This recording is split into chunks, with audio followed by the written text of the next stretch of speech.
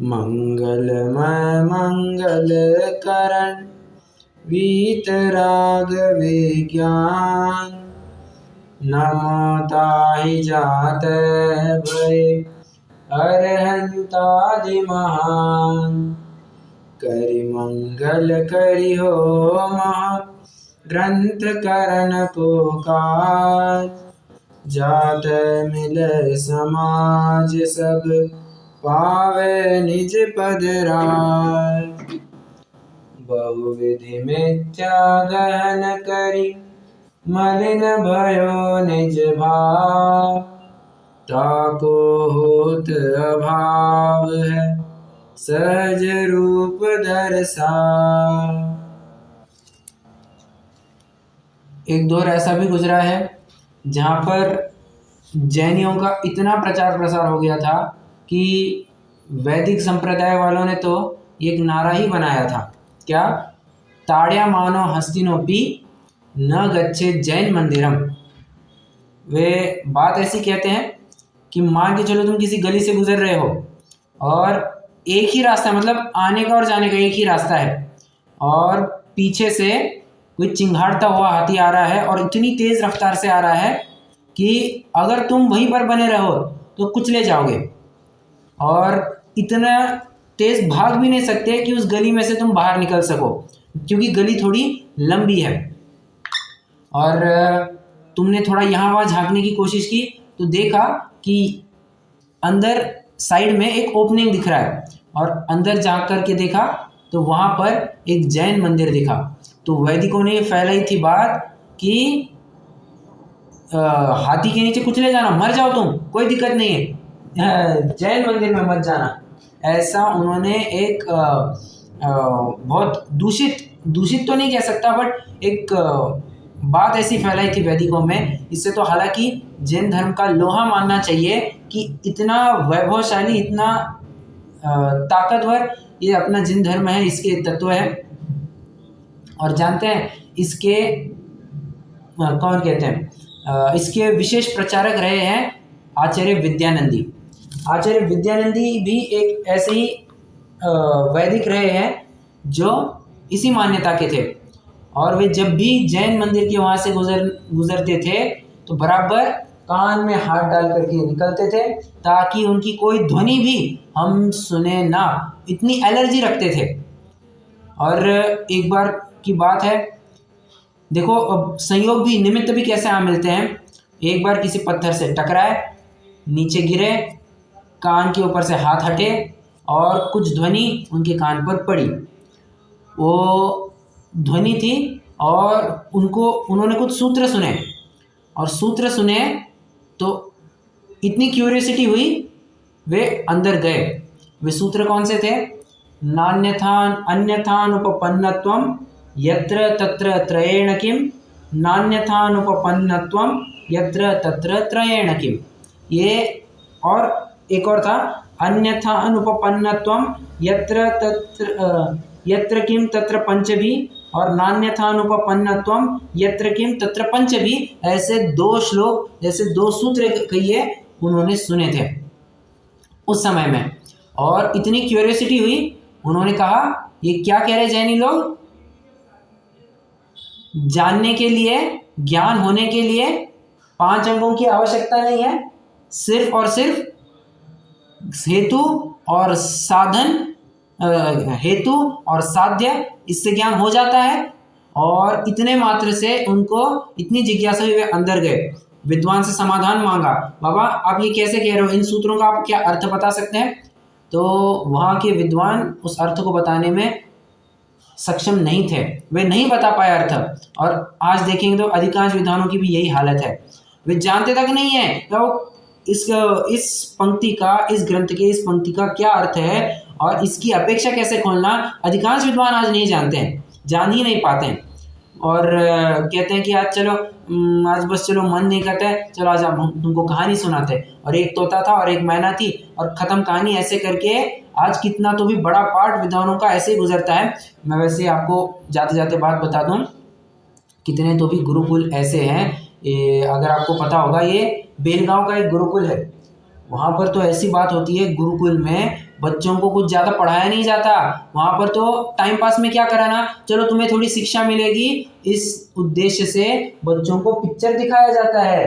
अरे अब विचार करो, विद्वानों को सिखाने नहीं आता, चलो तुमको शिक्षा देनी, हम पिक्चर दिखाएंगे। अरे पिक्चर दिखाएंगे तो तुम उनके विषय कषय बढ़ा रहे हो या उनको विषय कषय से दूर कर रहे हो? उनके विषय कषय बढ़ा रहे हो। खैर मुझे तो ये कहना भी नहीं है। बात तो ये चल रही है कि विद्यानंदी मतलब आचार्य होने से पहले जब वे गृहस्थ आश्रम में थे तो उन्होंने पूछा कि इसका अर्थ क्या है, वे नहीं बता पाए और क्यूरियोसिटी अंदर में बराबर बनी रही, छटपटाहट छटपटाहट। रात्रि में उनको स्वप्न आया कि इस अमुक स्थान पर पार्श्वनाथ मंदिर के पास जाओ और तुम्हें वहाँ पर अर्थ मिलेंगे। और सुबह उठते से ही जैसे दिन खुला, वहाँ पर गए, पार्श्वनाथ भगवान के फण के ऊपर उनको सारे सूत्र के अर्थ दिखे और उनका समाधान हो गया। और जैसे ही समाधान हो गया उन्होंने तय कर लिया, वैदिक से जैन हो गए और मुनि दीक्षा, तुरंत मुनि दीक्षा अंगीकार करी। ऐसा नहीं कि चलो थोड़ा सा अभ्यास करते हैं, इतनी उनको विरक्ति हो गई, उन्होंने तुरंत मुनि दीक्षा अंगीकार कर ली। और उसके बाद अष्टशती और क्या आप्त परीक्षा जैसे बड़े बड़े मजबूत ग्रंथ उन्होंने लिखे हैं और न्याय तर्क इसके ऊपर खूब प्रकाश डाला है और उनका साहित्य आज बेजोड़ माना गया है। कुमकुम जी, आपका जो सूत्र था मैंने कहानी के माध्यम से बता दिया उसका अर्थ है, क्या आप समझ में आया आपको?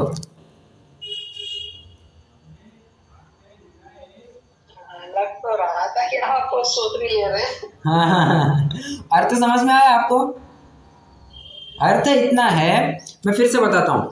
वो ग्रुप पर अगर सभी ने, मैं समझता हूँ सभी ने फोटो देखा होगा, वो वहाँ पर एक सूत्र लिखा हुआ है नीचे, नान्य अन्यथानुपपन्नत्वं यत्र तत्र त्रयेण किम, नान्यथानुपपन्नत्वं यत्र तत्र त्रयेण किम, और नीचे अन्यथानुपपन्नत्वं यत्र किम तत्र पंचभी, ऐसे नीचे भी नान्यथानुपपन्नत्वं यत्र किम तत्र पंचभी, ऐसे 2 श्लोक है।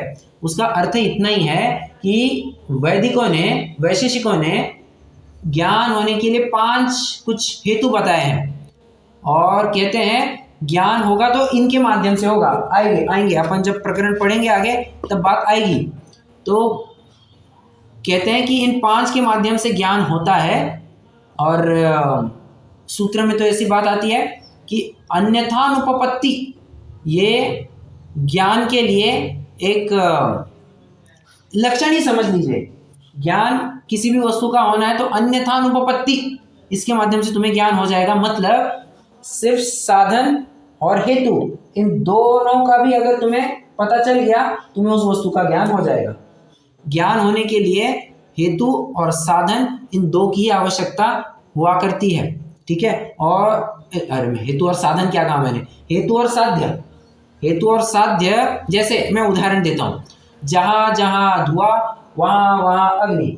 अब यहाँ पर हेतु क्या हुआ, हेतु मतलब कारण क्या हुआ, धुआं, यह कारण हो गया।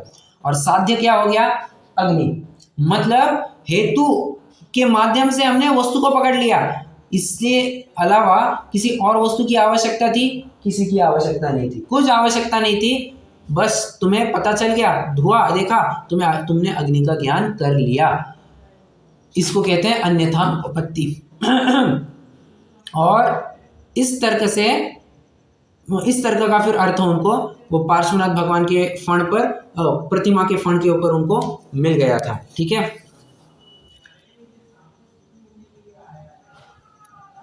ये तो अपना जो सामान्य अपनी चर्चा चली थी उसकी बात की अपन ने। वैसे हो सकता नहीं, क्या आएगा ही, ये जो प्रकरण है ना, ये लगभग अपना 20, 25, 30 दिन के बाद भी हो सकता है ये प्रकरण अपना चलेगा। तो जब अनुमान की चर्चा आएगी, अन्य मत वालों ने किस किस प्रकार के तत्व माने हैं, किस किस प्रकार के वस्तु व्यवस्था मानी है, द्रव्य कितने माने हैं और मोक्ष मार्ग का स्वरूप क्या माना है, इन सब की जब चर्चा चलेगी ना तब विस्तार से इनकी बात अपन करेंगे। और जब अपन परीक्षा मुक्त सूत्र की चर्चा करेंगे तब तो कहना ही क्या, तब तो पूरा न्याय तर्क ही चलेगा, ठीक है। हालांकि उसके लिए अभी बहुत टाइम है, हो सकता है 1, 1.5, 2 साल भी हो जाए, बट परीक्षा मुक्त सूत्र के लिए थोड़ा टाइम है अपने को। चलो अब तो अपने अपन प्रकरण में आ जाते हैं। कल लगभग अपनी रिवीजन हुई थी और आज अपन को थोड़ा आगे बढ़ना है। एक बार छोटे में रिवाइज कर देता हूँ, अपना लास्ट टॉपिक क्या चला था। पॉइंट ये चला था कि माया से 3 गुणों की उत्पत्ति कहते हैं, राजस, तामस और सात्विक। राजस मतलब एक प्रकार से राजा जैसा मान कषाय का पोषण, तामस मतलब क्रोध कषाय का पोषण, और सात्विक मतलब विशुद्ध परिणामों वाला। ये 3 गुण कहे थे। तो पंडित साहब ने एक प्रमुख तर्क दिया था, बाबा तू माया को तो जड़ कहता है, माया को तो जड़ कहता है, और ये गुण तो जीव के होते हैं, सत्व, राजस, तामस, ये जीव के गुण है या चैतन्य के गुण है। चैतन्य मतलब चेतन वस्तु के गुण है। तूने जड़ वस्तु से इन चेतन गुणों की उत्पत्ति मानी कैसे? भला क्या ऐसा होगा क्या कभी कि कुत्ते से बिल्ली पैदा हो गई? ऐसा तो कभी संभव ही नहीं। जाति अलग है, कुत्ते की जाति अलग है, बिल्ली की जाति अलग है। क्या कभी भले मनुष्य से भी तिर्यंच उत्पन्न होता है क्या? हाँ, तिर्यंच जैसी हरकत करने वाला मनुष्य उत्पन्न जरूर हो जाता है, परंतु तिर्यंच तो कभी उत्पन्न होगा नहीं। बस उसी प्रकार जड़ वस्तु से क्या कभी चेतन के गुण उत्पन्न होंगे क्या? तुम्हारा ये कहना ही बिल्कुल गलत है। और यदि चेतन गुण से होते हैं तो पाषाण आदि में भी क्यों नहीं, जड़ के भी हो तो पाषाण आदि के भी होने चाहिए थे, पाषाण आदि के भी होने चाहिए थे ना। तुमने सिर्फ चेतन के क्यों कहे? ऐसे तर्क दे करके सामने वाले की उस तर्क का खंडन किया कि इन 3 गुणों की उत्पत्ति माया से हुई है। वो अब अगला तर्क रखता है, वो कहता है अब नवीन टॉपिक चलेगा। एक काम कीजिए, फटाफट अभी लिख लीजिए। ये कौन सा पॉइंट नंबर चलेगा?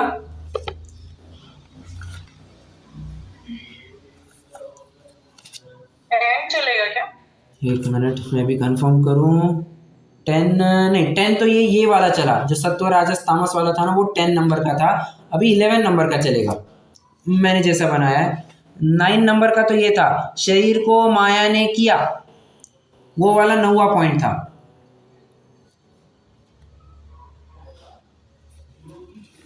ठीक है, अब देखिए थोड़ा ऊपर नीचे एडजस्ट कर लीजिए, बट वैसे नंबर कुछ कम ज़्यादा होने से कोई दिक्कत होने वाली बिल्कुल भी नहीं है। बट क्या है, मैं जो बता रहा हूँ आप भी अगर उसी के अनुसार चलेंगे ना तो समझने में, अंडरस्टैंडिंग में आसानी रहेगी। आप भी कंफ्यूज नहीं होंगे, मैं भी कंफ्यूज नहीं होऊंगा। बस इतना सा प्रयोजन है, इसलिए मैं कह रहा हूँ कि पॉइंट नंबर भी अपन सेम रखेंगे तो बेहतर रहेगा, वरना पॉइंट ऊपर नीचे होने से कोई आपका सम्यक मिथ्या तो कोई बिगड़ने मतलब कम ज़्यादा होने वाला है नहीं। वो तो अपन समझने के लिए कर रहे हैं। ठीक है, चलो अब देखो पॉइंट नंबर 11, ब्रह्मवादी क्या कहता है? इन 3 गुणों से, राजस, तामस और सात्विक, इन 3 गुणों से ब्रह्मा, विष्णु और महेश, इनकी उत्पत्ति होती है। क्या कहा? इन 3 गुणों की उत्पत्ति कैसे होती है? 3 गुणों से क्या उत्पन्न होते हैं? ब्रह्मा, विष्णु, महेश। अब तर्क क्या देते हैं? पहला तर्क लिखिए, लिखते जाइए, जे लिखिए नीचे, जे, और उसमें पॉइंट नंबर 1,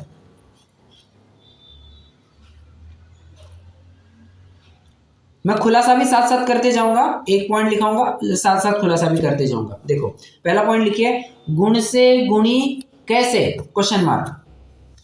गुण से गुणी कैसे?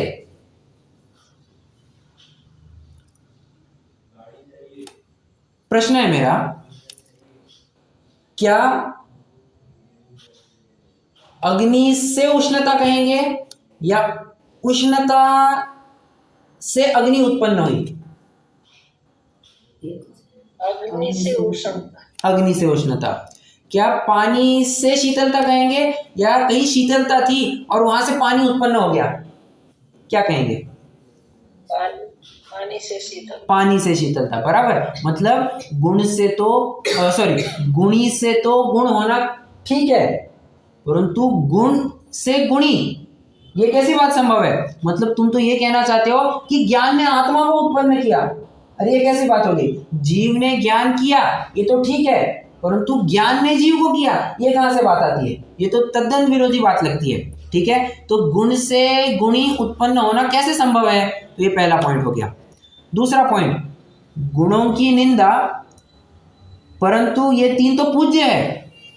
क्या क्या कहा? गुणों की तो निंदा करते हैं बट ये तीन पूज्य माने जाते हैं। देखो कैसी तो विडंबना है। क्यों? आप अगर देखेंगे ना तो वहां पर इन तीन गुणों की निंदा की है, सत्व राजस तामस, इनकी निंदा की हुई है। और ये तीन जो है ब्रह्मा, अब यहाँ पर ब्रह्मा शब्द आ रहा है, ठीक है। अब यहाँ पर शब्द ब्रह्मा आ रहा है, ठीक है। ब्रह्मा विष्णु महेश, इनको तो पूज्य कहते हो। देखो मैं एक तर्क देता हूं, समझ में आ जाएगा आपको। ऐसा है कि किसी स्कूल का विद्यार्थी है, वो बहुत खराब हरकतें करता है। मान के चलिए उसके ऊपर एक इतना घिनौना अपराध किया है, उसने बहुत घिनौना अपराध किया है और उसके ऊपर एक केस भी ठोक दी गई है, ठीक है। और अब मुझे बताइए, बच्चे की तो बदनामी होगी, इसमें तो कोई दिक्कत नहीं, परंतु बच्चे की बदनामी के साथ साथ क्या स्कूल की बदनामी नहीं होगी? अच्छा, क्या माता पिता की बदनामी नहीं होगी? होगी। नहीं, ऐसा होना चाहिए ना। इनके हिसाब से तो ऐसा होगा कि बच्चे ने खराब काम किया है बट उनके माता पिता को खूब शाबाशी दी जाएगी, वाह क्या पुत्र पैदा किया है आपने।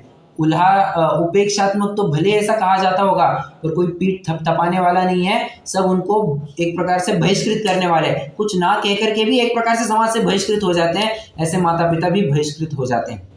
मतलब अगर बच्चे ने कोई गलत काम किया तो माता पिता भी निंदा को प्राप्त होते हैं। तो भला गुण, अगर गुणों की तो निंदा करता है तो उन गुणों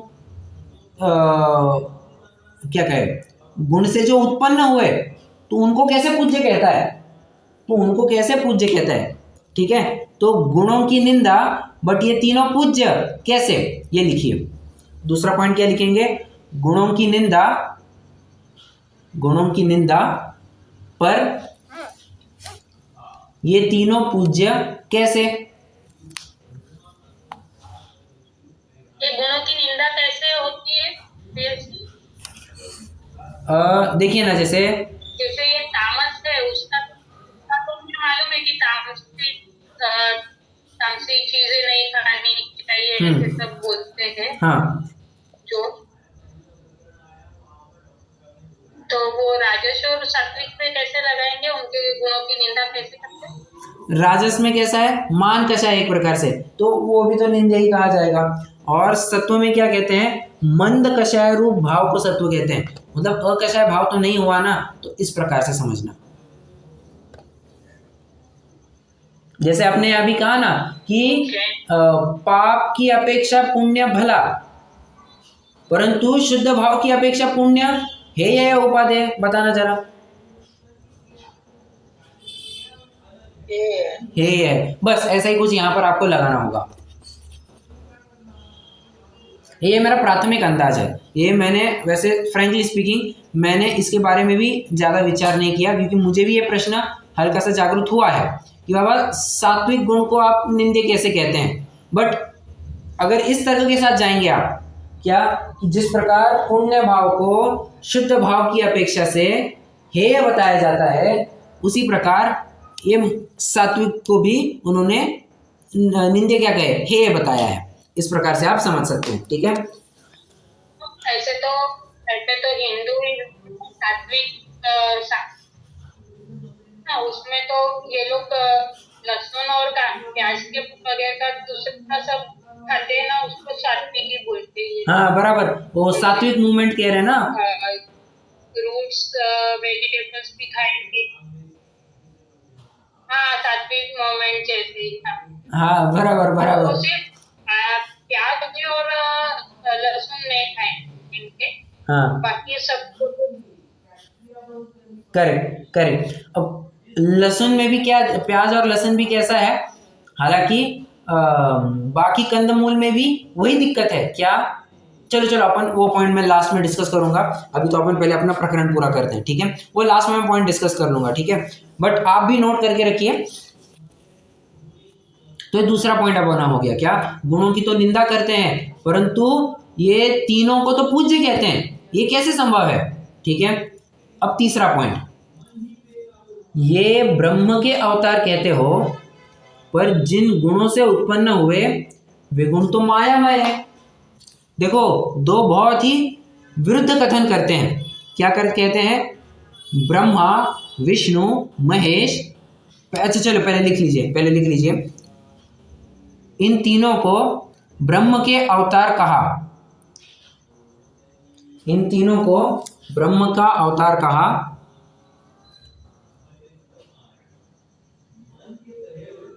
इन तीनों को ब्रह्म का अवतार कहा। ब्रह्म पर जिन गुणों से ये उत्पन्न हुए,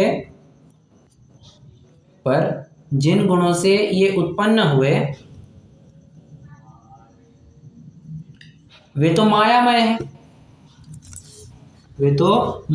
है। अब देखो, मैं इसको थोड़ा अर्थ समझाता हूं। क्या कह रहे हैं? ये जो ब्रह्मा, विष्णु, महेश, ये तीन जो हस्तियां हैं, ये तीन हस्तियां ब्रह्म का अवतार है। क्या कहते हैं? ये ब्रह्म का अवतार है। मतलब ब्रह्म ये तीन रूप हुआ है। परंतु तुम ऊपर क्या कह के गए थे कि सत्व, रजस, तामस, इन तीन गुणों से ये ब्रह्मा, विष्णु, महेश उत्पन्न हुए हैं। और ये तीन गुण उत्पन्न किन से हुए हैं?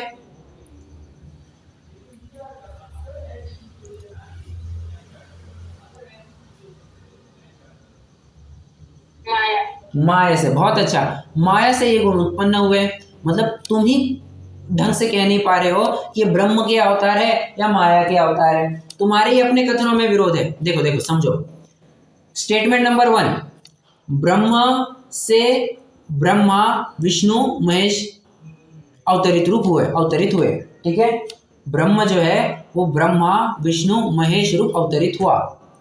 दूसरा कथन, माया से तीन गुण और उन तीन गुणों से ब्रह्मा, विष्णु, महेश। और कंक्लूजन क्या लिखेंगे? दोनों कथनों में विरोध। अब समझ में आया क्या? स्टेटमेंट नंबर 1, ब्रह्मा, विष्णु, महेश ये ब्रह्म के अवतार। स्टेटमेंट नंबर 2 लिखेंगे, माया, एरो, तीन गुण, एरो, ब्रह्मा, विष्णु, महेश। और नीचे कंक्लूजन लिखिए, दोनों कथनों में विरोध। ये आपका तीसरा पॉइंट हो जाएगा। समझ में आया क्या?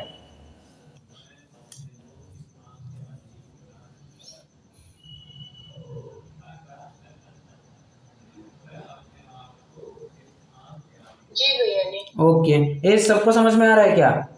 आज सिर्फ एक ही जन एक्टिव है।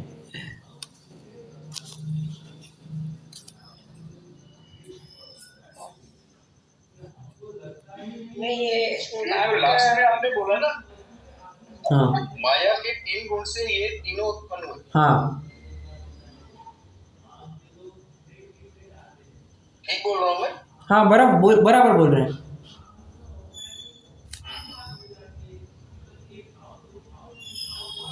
और दोनों स्टेटमेंट फिर विरुद्ध हो गए। बराबर, क्योंकि पहले स्टेटमेंट में कह रहे कि ब्रह्म का अवतार है, और दूसरे में कह रहे माया के तीन गुणों से उत्पन्न हुआ है। इस प्रकार विरोध पाया जाता है। समझा? हाँ जी। Okay great. चलो अभी अगला पॉइंट लिखिए। पॉइंट नंबर 4, वे कार्य हम करें तो हमें छोड़ने का उपदेश क्यों दे?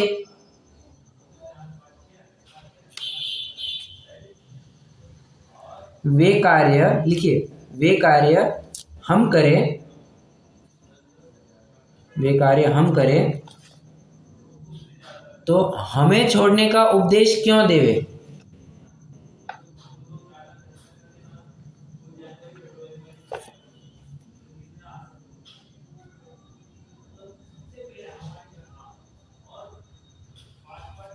मतलब एक प्रकार से देखो ना,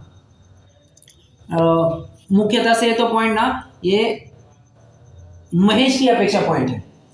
ये मुख्यतः से तो अगर देखेंगे तो महेश की अपेक्षा पॉइंट है।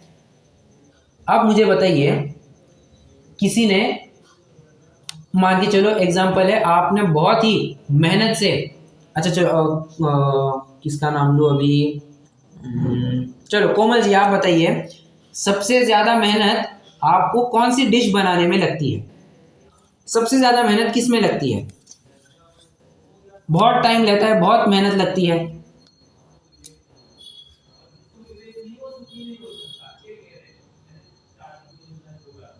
या सब में ही टाइम लगता है? जो सब बनाने में लगती है, क्या क्या? सब में टाइम थोड़ा सा लगता नहीं बट फिर भी ज्यादा मेहनत कौन सा है। मांग? तो लगता ही है किसी में कम किसी में ज्यादा। दिल से बोला है मैडम।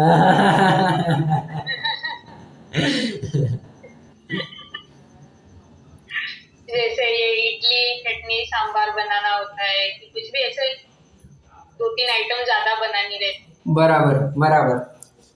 हमारी माता जी को मालपुआ बनाने में बहुत दिक्कत होती है। तो उसके लिए अब मान के चलो गलती से मालपुए बन जाए, ठीक है, हाँ गलती से मालपुए बन जाए और किसी ने आकर क्या किया, उसको कचरे के डब्बे में डाल दिया, ठीक है, किसी ने आकर के उसको उठाया और कचरे के डब्बे में डाल दिया। अब बताओ क्या गुजरेगी? हमारी माता जी तो कह रही है एक कान के नीचे बजा के रख देंगे। एक तो पहले ही मेहनत से बनता है नहीं है। एक बार तो हमारी माता जी ने कोशिश की पर वो मालपुए का हलवा बन गया। और घी इतना सारा हो गया था, मतलब वो घी घी खा रहे ऐसा लग रहा था। चलो खैर वो होता है, हर एक सुगरण के साथ, वो हर एक गृहिणी के साथ तो वो होता ही होता है। चलो बट माँ गलती से अगर हो जाए और कोई उसके साथ ऐसा काम करे कितना बुरा लगता है। और अपन देखते हैं, मान के चलिए, हाँ मैसूर पाक ठीक है, आपने मान के चलिए घर की पूरी साफ सफाई कर दी और पति आता है और सब यहाँ वहाँ फैला करके रख देता है, कैसा लगता है?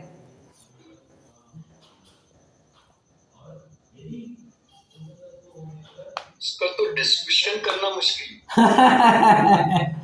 फिर तो लगभग महाभारत ही मच जाती है घर में। मैंने तो अभी तो साफ किया था, आपको समझ में नहीं आता क्या? इतना भी कोई ध्यान नहीं रख सकता है क्या? चालू हो जाता है आदमी वहीं पे चालू हो जाता है, मतलब महाभारत मच जाती है।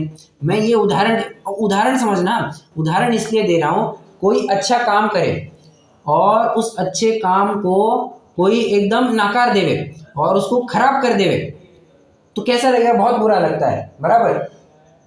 और लोक में तो ऐसा करने वाले को खूब निंदा होती है, खूब निंदा होती है। और मैं चलो एक और उदाहरण देता हूँ, जैसे ताजमहल बनाया, ठीक है, शाहजहां ने ताजमहल बनवाया और मैं अगर जाकर के ताजमहल पूरा तोड़ दूं, ठीक है, एग्जाम्पल, मैं अगर ताजमहल तोड़ दूं, मेरी लोक में निंदा होगी या नहीं होगी?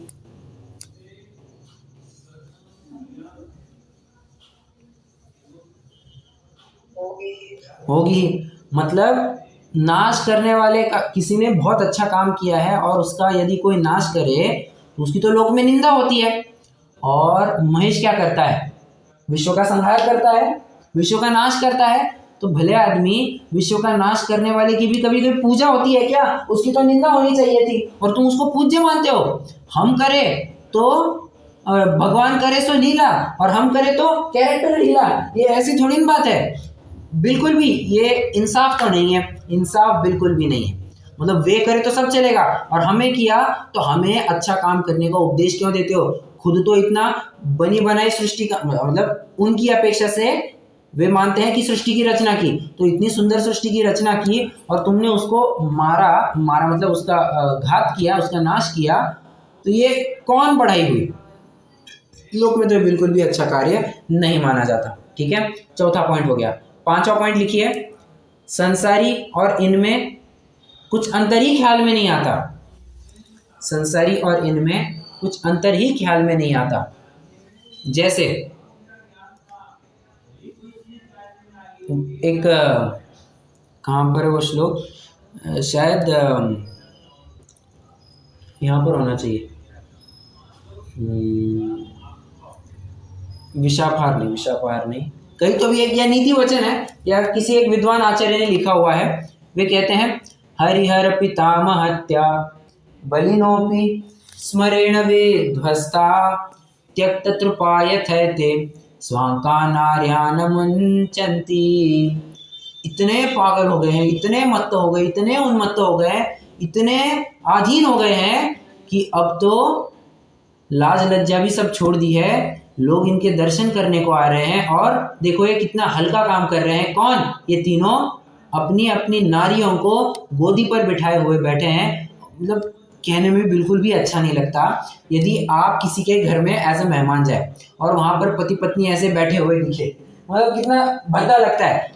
हालांकि वो तो अभी एक क्या कहे, जिसने वास्तव में लाज लज्जा शर्म सब कुछ छोड़ दी है उसके लिए तो क्या ही कहे, बट अपन एक्सेप्शन की बात कर ही नहीं रहा, तो अपन जनरल नॉर्मल सिचुएशन की बात कर रहे हैं, बराबर। तो कैसा उसको भी अनकंफर्टेबल फील होगा और हमको भी अनकंफर्टेबल फील होगा, बराबर। और यहाँ पर देखो, यहाँ पर उसने लाज ही छोड़ दी है। मंदिरों में दर्शन करने को आ रहे हैं ये लोग, इतनी भीड़ पब्लिक आ रही है और अपनी नारियों को गोदी पर बिठा के बैठे हुए। शंकर ने तो हद कर दी। भोग करते का समय जो लिंग और योनि का चित्र वहां पर स्थापित करवा दिया। वो कितनी विडंबना है, कितनी विडंबना है।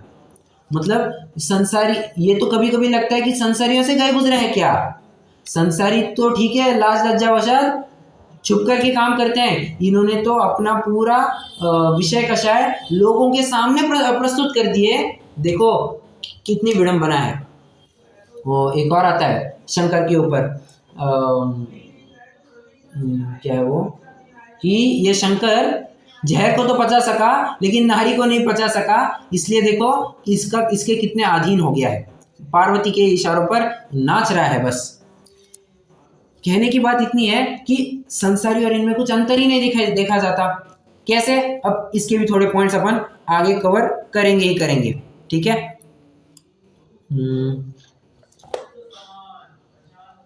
आगे अपन थोड़ा कवर करेंगे, ठीक है। यहां तक का क्लियर है? यहां तक के पांचों पॉइंट क्लियर है? ओके, मैं एक बार पांचों पॉइंट फिर से रिपीट करता हूं, आप एक बार चेक कीजिए। वो ब्रह्मवादी क्या कहता है? ब्रह्मवादी कहता है कि जो राजस, तामस और सात्विक ये गुण है, इन तीनों से ब्रह्मा विष्णु महेश इन तीनों की उत्पत्ति होती है। पंडित साहब उसके सामने तर्क रखते हैं, भला गुण से, गुणी से तो गुण ये हम मान सकते हैं, परंतु गुण से गुणी ये कैसे उत्पन्न हो सकता है? तर्क एक। तर्क दूसरा, इन गुणों की तो तुम निंदा करते हो और इन गुणों से जो उत्पन्न है उनकी तुम प्रशंसा करते हो, वारे नीति, ये कैसे संभव है? तीसरा तर्क, ये ब्रह्म के अवतार कहते हो। स्टेटमेंट 1, इनको तुम ब्रह्म का अवतार कहते हो, और तुम्हारा स्टेटमेंट 2 क्या है? माया के 3 गुणों से ये उत्पन्न हुए हैं। तो बराबर दोनों कथों में विरोध पाया जाता है। तुम ही समझ नहीं पा रहे हो तुम कहना क्या चाहते हो। तीसरा पॉइंट हो गया। चौथा पॉइंट, वे कार्य अगर हम करें तो हमें तो छोड़ने का क्यों उपदेश देते हैं? वे कार्य यदि हम करें तो छोड़ने का उपदेश किस लिए देते हैं? और लास्ट में संसारी और इनमें तो कुछ अंतर ही ख्याल में नहीं आता है, ठीक है। आइए फटाफट अपन एक पैराग्राफ पढ़ लेते हैं, पेज नंबर 102, लास्ट पैराग्राफ। कोई पढ़ना चाहेगा?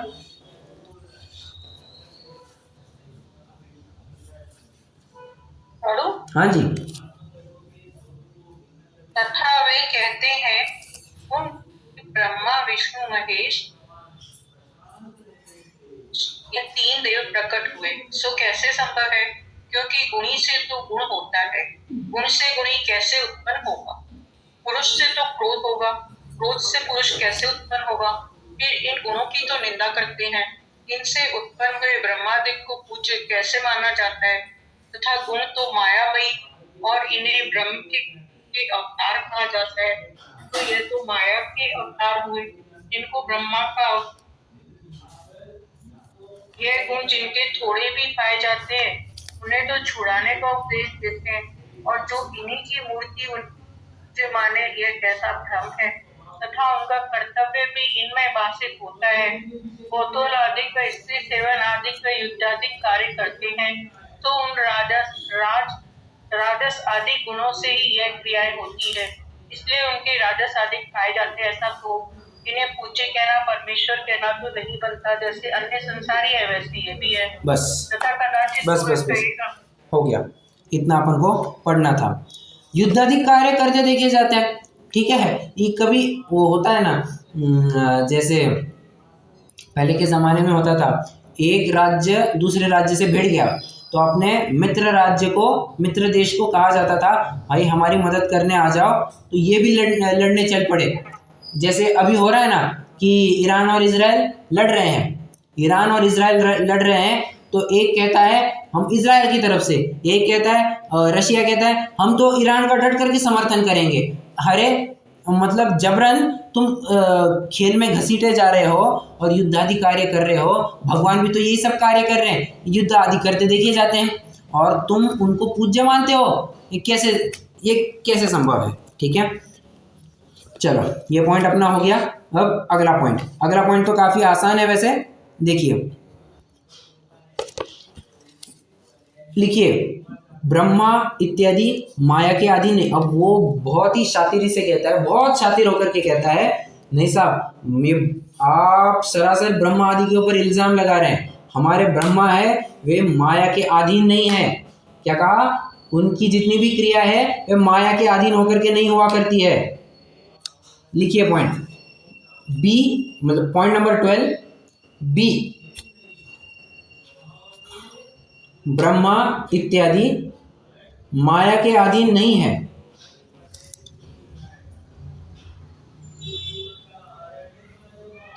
ब्रह्मा इत्यादि माया के अधीन नहीं है। और मैं फिर से एक बार बता दूं आपको, ब्रह्म और ब्रह्मा इसमें बराबर अंतर करते आना चाहिए। अगर गलती से आपने ब्रह्म की जगह ब्रह्मा लिख दिया तो हो सकता है पूरा उत्तर गलत हो जाए, इसलिए आपको इसमें थोड़ा सा सावधान तो रहना ही पड़ेगा। ब्रह्म और ब्रह्म एक प्रकार से टॉप लेवल पर आते हैं, ब्रह्मा एक प्रकार से उसके नीचे आते हैं, ऐसा आप समझ लीजिए। ठीक है, चलो अब इसका उत्तर क्या है? पंडित साहब कहते हैं बावलों की भांति क्रियाएं माया के अधीन कैसे नहीं है। लिखिए, बावलों की भांति क्रियाएं माया के अधीन कैसे नहीं है।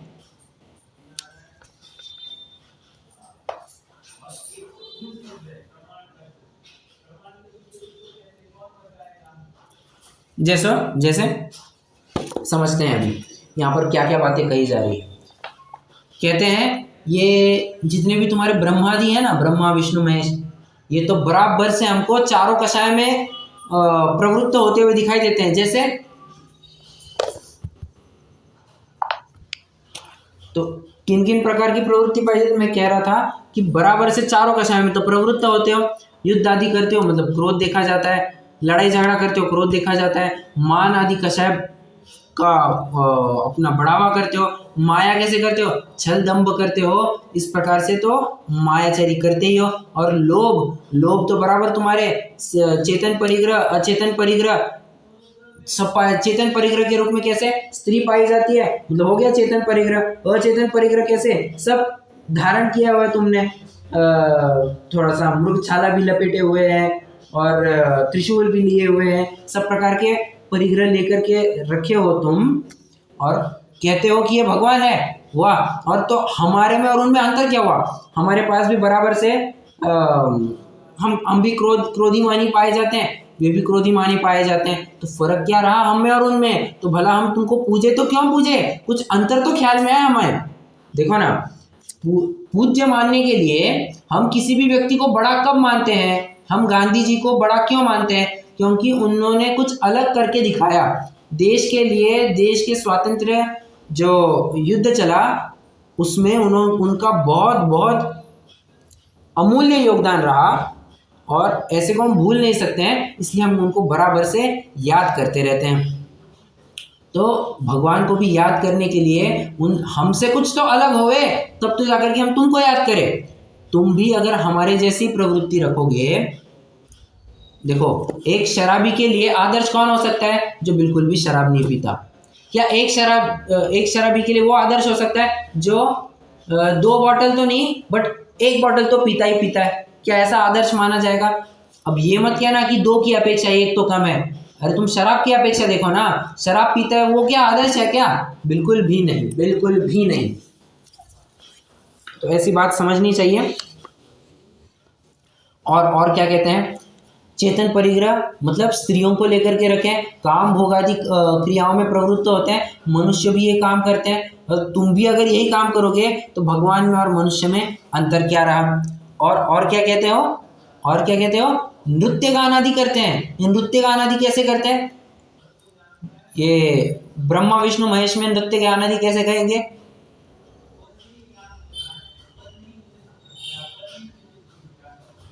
शंकर जी करते हैं ना, नृत्य करते हैं। हाँ, बराबर बराबर। उनका वो तांडव नृत्य जो होता है, वो तांडव नृत्य एक प्रकार से ऐसे काम करते हैं। मतलब जहाँ पर तो देखा जाता है कि देवलोक में तो ऐसा देखा जाता है बराबर से कि देवादिगण बैठे हैं और अप्सराएं वहां पर नाच रही है, और देखो यहाँ पर शंकर की हालत। हाँ, पार्वती तो बैठी है सामने और ये खुद नाच रहा है, भगवान नाच रहा है। मतलब कैसी तो इनकी विडंबना है। और क्या कहते हैं, कहते हैं कि निर्लज्जों की क्रिया करते हैं, चीर हरण आदि निर्लज्जों की क्रिया करते हैं। क्या कहा? चीर हरण आदि निर्लज्जों की क्रिया करते हैं। चीर हरण मतलब क्या?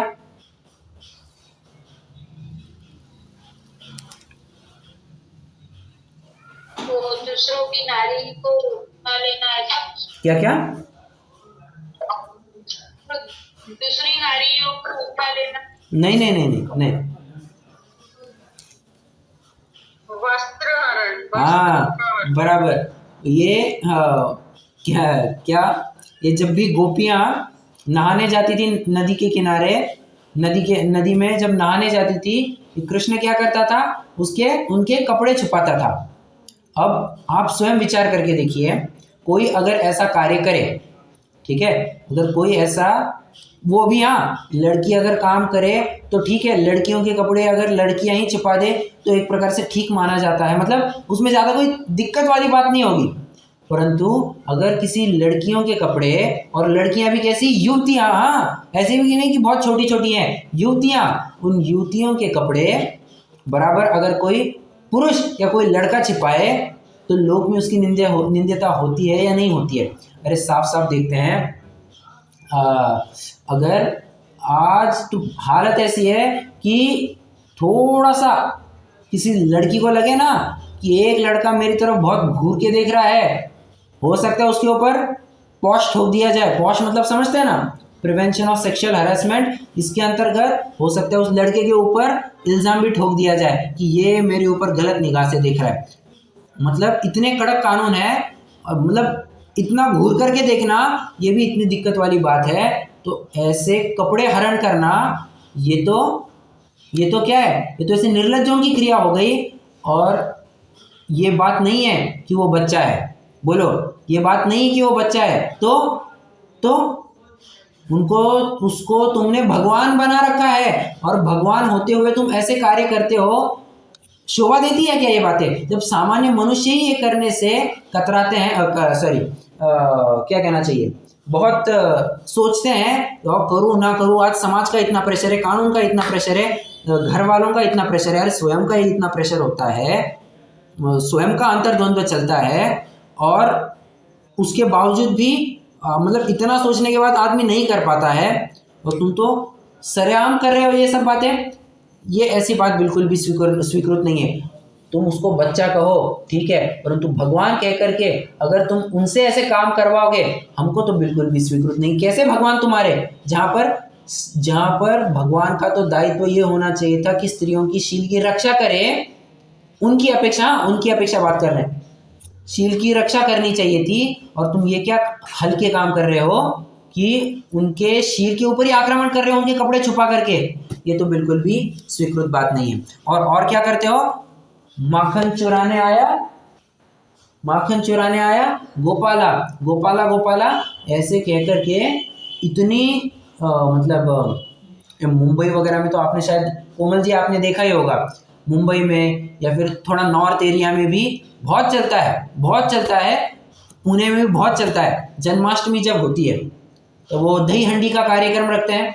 आपके यहाँ पे भी होता ही होगा, सबके यहाँ होता होगा। यहाँ पे तो भैया जी अभी से प्रैक्टिस चालू हो गई है। लो, यहाँ से तो अभी प्रैक्टिस चालू हो गई है।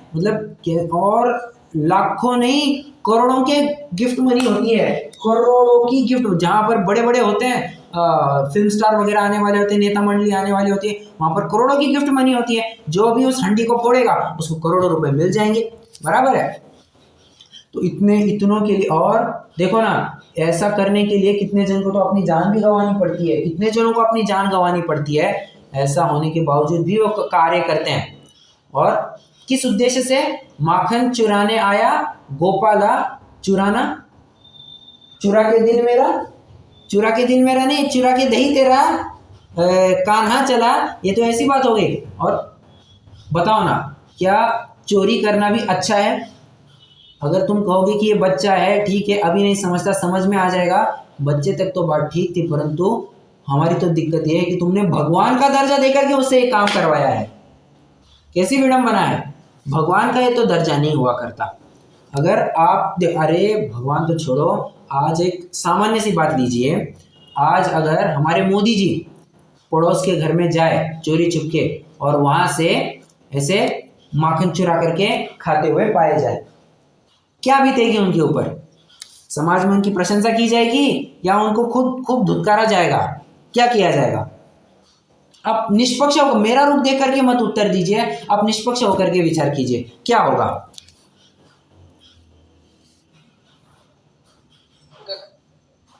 गलत माना जाएगा, बराबर। पड़ोस के घर में महिला नहाने गई है और मोदी जी उनके कपड़े छिपाए, अच्छा लगेगा? अच्छा लगेगा?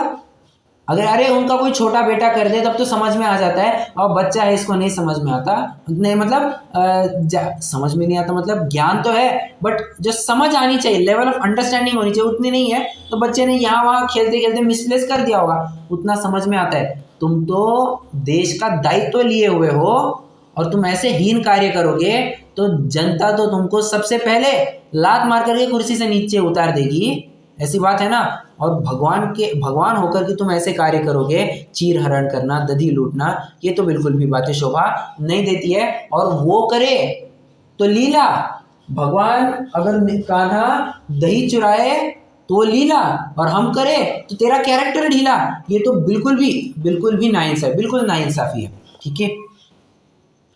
और क्या कहते हैं? अच्छा मुझे बताइए, फैशन के रूप में गले में क्या क्या पहनते हैं? मंगलसूत्र, चेन के अलावा, हाँ, मंगलसूत्र और चेन के अलावा क्या क्या पहनते हैं, जरा बताना।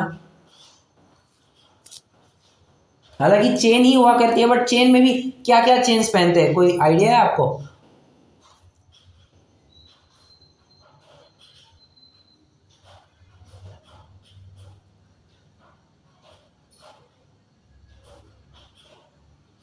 देखो, आपने ये देखा होगा, एक जो अपना ईसाइयों का साइन होता है प्लस साइन, वैसा वाला लेकर के घूमते हैं, देखा है आपने? फैशन के रूप में, हाँ, फैशन के रूप में।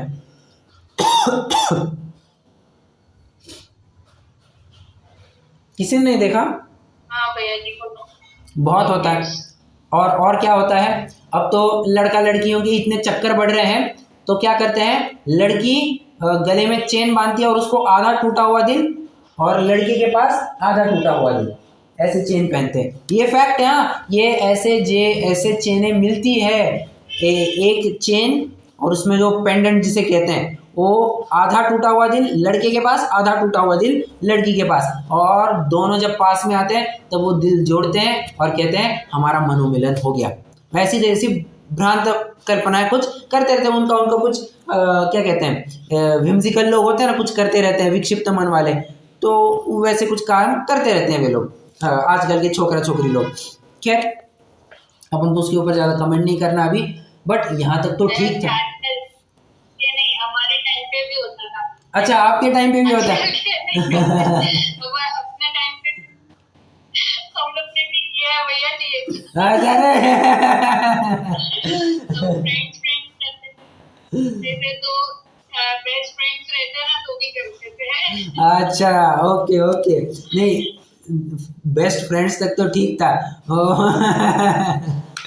चलो चलो, बट मतलब बात ऐसी है, कुछ भी करने लग जाते हैं। अरे सामान्य तक ठीक था, और गले में चेन वगैरह लगाना यहाँ तक भी ठीक था। ये तुमने क्या पहन रखा है? खोपड़ियाँ। खोपड़ियाँ मतलब रुंडमाला। रुंडमाला क्या होती है जरा बताना? रुंडमाला क्या होती है जरा बताना? खोपड़ियाँ ही ना होती है ना, मतलब मैंने आज एक आदमी को मारा, उसकी खोपड़ी अलग कर दी, मतलब उसके गले से गला काट दिया उसका, और उसकी खोपड़ी मेरे पास रखी। किसी और व्यक्ति का खून किया, उसका गला काट दिया और उसकी खोपड़ी रखी। ऐसे खोपड़ियों का क्या उसकी एक माला बनाई और मैंने गले में पहनी। कितना भद्दा लगता है, मतलब ये तो साक्षात खूनी लगता है, और खूनी लगता है, और ऐसे को भगवान पूजना। अरे यहाँ पर तो सामान्य अगर किसी को गाली गलौज करो, किसी को पिटाई कर दो, तब भी तुम्हारे ऊपर कलम चल सकती है। किसी को सामान्य धमकी भी दे दो ना, 506 लग जाएगा तुम्हारे ऊपर, क्रिमिनल इंटिमिडेशन।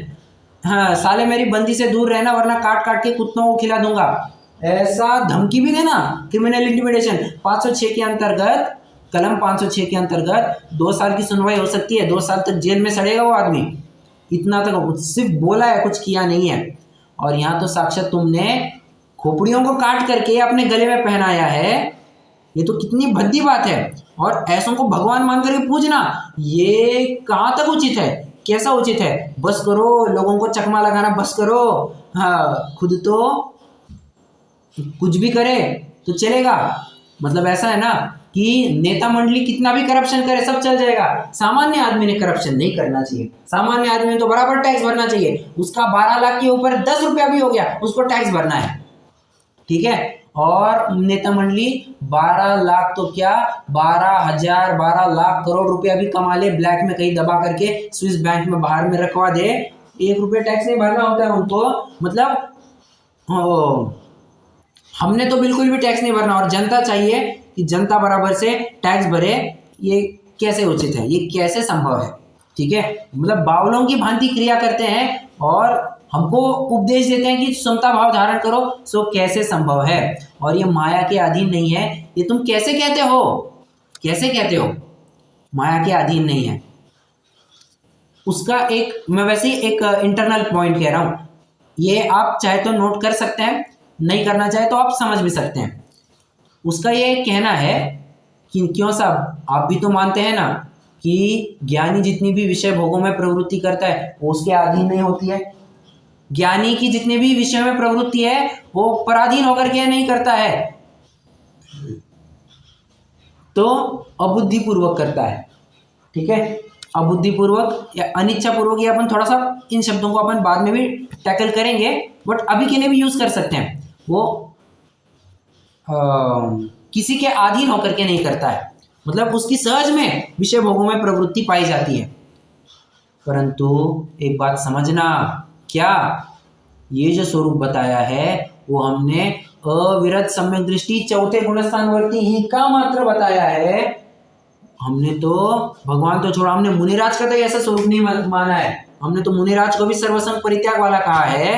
ये तो जो स्वरूप कहा है ना कि ज्ञाता होते हुए भी ज्ञानी के भोग भी निर्जरा के हेतु है, ये तो हमने सिर्फ चौथे गुणस्थानवर्ती को कहा था। और समझना, वो जो हमने अकर्ता कहा है ना विषय भोगों का, वो तो अनंतानुबंधी की उसकी अब रुझान टूट गई है, उस अपेक्षा से अकर्ता कहा है। अप्रत्याख्यानावरण, प्रत्याख्यानावरण, संज्वलन, इनकी अपेक्षा तो बराबर उसकी कषाय पाई जाती है। उतने अनुपात में बंद कहेंगे या नहीं कहेंगे? बिल्कुल कहेंगे, बिल्कुल तुमको कहना ही पड़ेगा। ठीक है, तो ऐसी बात यहाँ पर अपने यहाँ पर भी आती है, बट अपन ने तो सिर्फ एक श्रावक की, चतुर्थ गुणस्थानवर्ती श्रावक की वैसी भूमिका समझी है। तुमने तो साक्षात भगवान की वैसी भूमिका बना दी। ये कहाँ तक उचित है? बिल्कुल भी उचित नहीं लगता है। आइए अपन एक पैराग्राफ पढ़ लेते हैं। हाँ जी, कोई पढ़ेगा?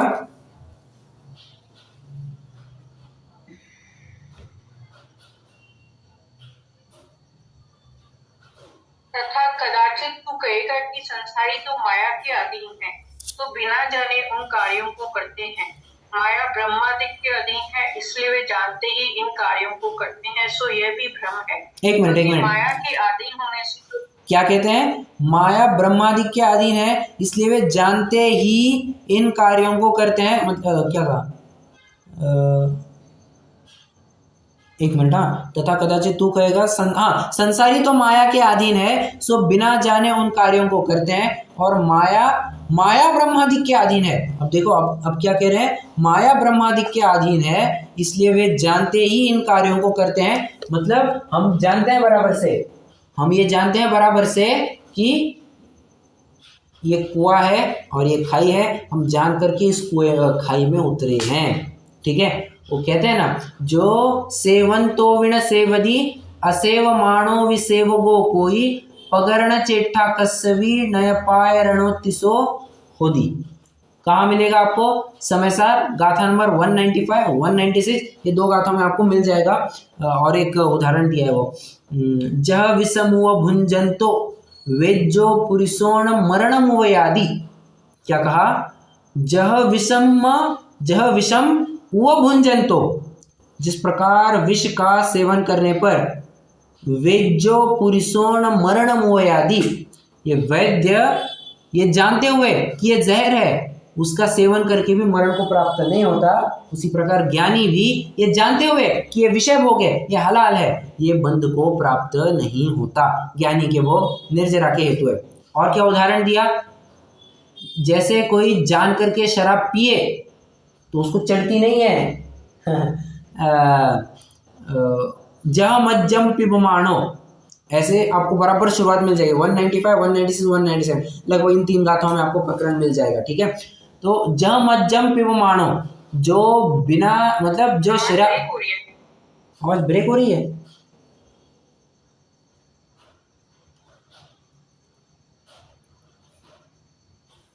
आवाज नहीं आ रही? अभी आ रही है क्या?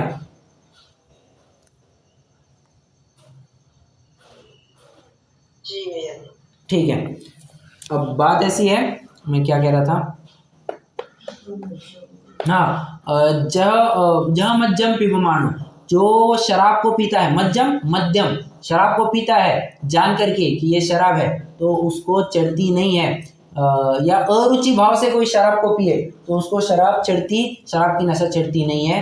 बाबा तुम ज़्यादा चूना मत लगाओ, हमने तो सिर्फ ये अविरति श्रावक का स्वरूप कहा था, और उसमें भी जो अबंध कहा है ना, वो तो अनंतानुबंधी के अभाव की अपेक्षा अबंध कहा है। अप्रत्याख्यानावरण प्रत्याख्यानावरण संज्वलन, इनकी अपेक्षा तो बराबर उसका बंध पाया जाता है। बराबर कौन कहता है वो बंद नहीं करता है? बिल्कुल से बंद करता है, बिल्कुल बंद करता है वो। ठीक है, ये आपको समझना चाहिए। चलिए आगे बढ़ते हैं, इतना पैराग्राफ करते हैं और फिर अपन रुक जाएंगे। माया के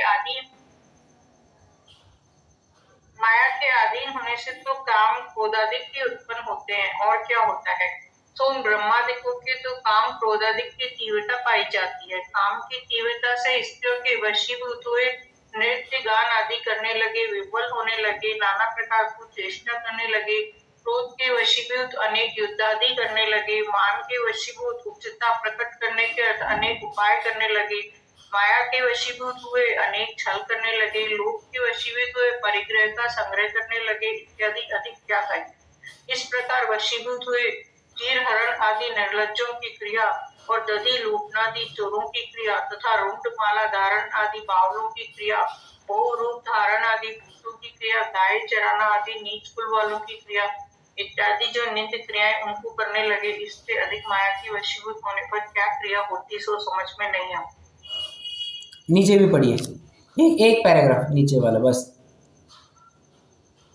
जैसे कोई मेघ पटल सहित अमावस्या की रात्रि को अंधकार रहित माने, उसी प्रकार बाह्य कुचेष्टा सहित तीव्र काम क्रोधादिकों के धारी ब्रह्मादिकों को माया रहित मानता है। ओके, आई होप ये प्रकरण आपको समझ में आ गया होगा।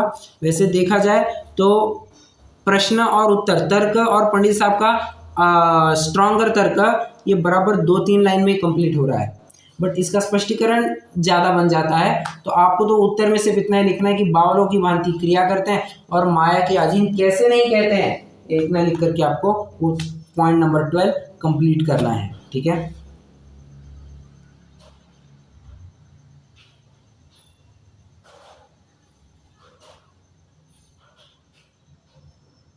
कोई प्रश्न?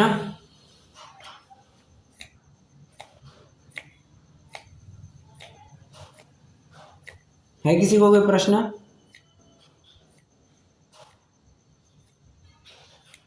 नहीं, चलो रुकते हैं अपन, अभी जन्माष्टमी करेंगे। लगभग अपना कितना हो गया, लगभग 1 घंटा अपना प्रकरण हो गया है।